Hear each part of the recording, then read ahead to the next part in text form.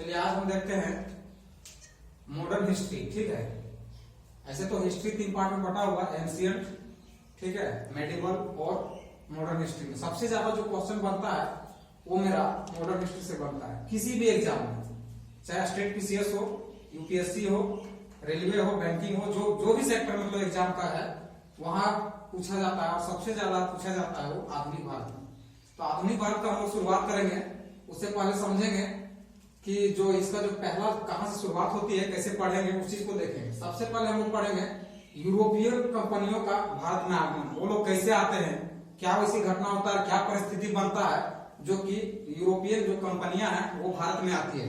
तो सबसे पहले हम लोग देखेंगे एक बहुत मोस्ट इंपोर्टेंट वर्ल्ड में घटना घटता है। वो घटता है क्या आपका 1453 ईस्वी में।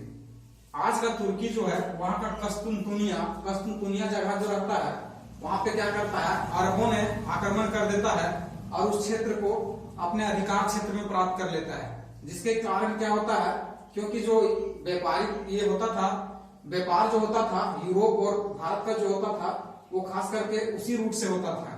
अब क्या होता है कि वह रूट जो है बंद हो जाता है, जिसके कारण क्या होता है, स्थलीय मार्ग बंद होने के कारण अब क्या हो जाता है, जलीय मार्ग का प्रयोग किया जाता है, जो कि एक खोज होता है।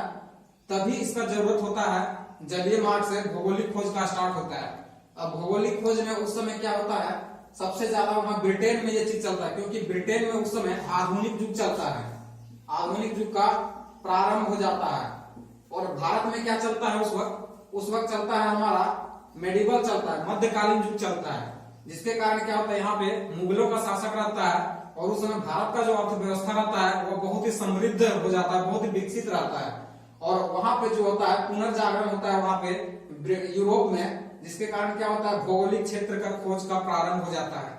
इसी दौरान क्या होता है, वहां पे खास करके ब्रिटेन और स्पेन बहुत ज्यादा दिलचस्पी दिखाते हैं भौगोलिक खोज में। इसी दौरान क्या होता है, सबसे पहले वहां से जो पुर्तगाली है कोलंबो, वास्को डी गामा, जो भारत पहुंचते हैं, कब पहुंचते हैं, 1498 ईस्वी में। कहाँ पहुंचता है, केरल के तट में। केरल के तट में क्या है, कालीकट बंदरगाह, वहां पहुंचता है और ये शुरुआत कर भारत में आने का सिलसिला जारी होता है।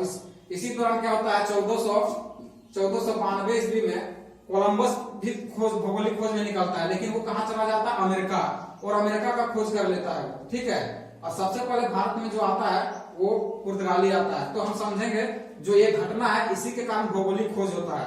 तो चलिए अब हम देखते हैं कि यूरोपीय कंपनियों का आगमन का क्रम क्या रहता है।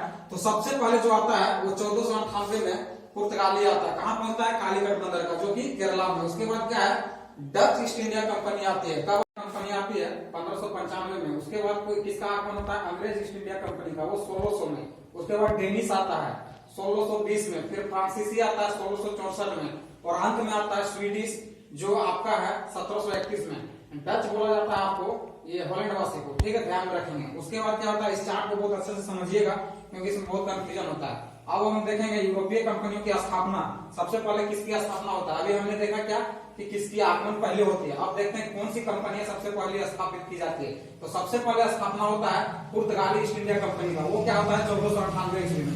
उसके बाद होता है अंग्रेजी ईस्ट इंडिया कंपनी 1600 ईस्वी में, फिर डच ईस्ट इंडिया कंपनी 1602 में, इसके बाद डेनिश ईस्ट इंडिया कंपनी 1616 में, उसके बाद फ्रांसीसी 1664 में, और स्वीडिश अंत में 1731 में। तो ये हमारा जो है ये कंपनियों का स्थापना है कि कब से कौन कंपनी स्थापित होती है। उसके बाद हम लोग एक और चीज देखेंगे जो इंपॉर्टेंट हो जाता है कि कौन सा व्यापारिक केंद्र कहाँ पे पहले आरंभ किया गया था, स्थापित किया गया था। तो सबसे पहले इसका क्रम समझिएगा। सबसे पहले कोची में पुर्तगाली लोग किया था 1503 ईस्वी में। उसके बाद ब्रिटिश लोग किया था 1608, कहाँ पे, सूरत पे किया था, गुजरात में पहला फैक्ट्री अपना स्थापित किया था, ठीक है। उसके बाद डच हॉलैंडवासी जो है 1605 में मसूलीपट्टनम में किया था। उसके बाद लास्ट में अंत में करता है फ्रेंच लोग 1668 में सूरत में, 64 में आता है, 68 में स्थापित करता है।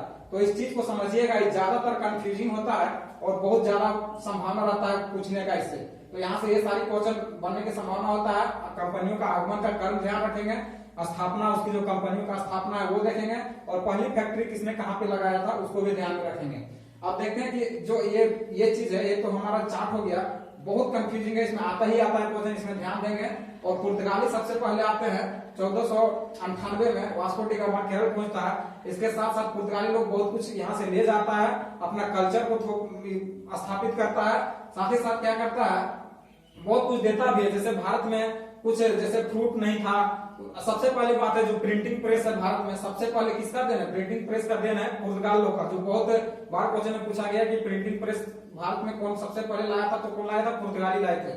साथ ही साथ ऐसे जैसे गन्ना का ये हो गया, गन्ना लाया था, पपीता लाया था, ये सब का जो फ्रूट का खेती है आपका, वो सब लाया था। इस चीज को भी ध्यान में रखेंगे। अनानास लाया था। तो पुर्तगाली को एक एक करके हम सबसे देखेंगे कि कौन सा क्या है, आगे देखेंगे पुर्तगाली का क्या रोल रहा है, डच लोग क्या किया, अंग्रेज क्या किया, डेनिश, फ्रांसीसी, स्वीडिश जो भी है उसको हम आगे देखते जाएंगे। सबसे पहले पढ़ेंगे पुर्तगालियों का, उसका क्या रोल रहा था, क्या क्या यहाँ पर क्या क्या स्थापित किए थे वो लोग और क्या क्या दिए थे, तो इसको हम देखेंगे अगले टॉपिक में, अगले कक्षा में, अगले क्लास में।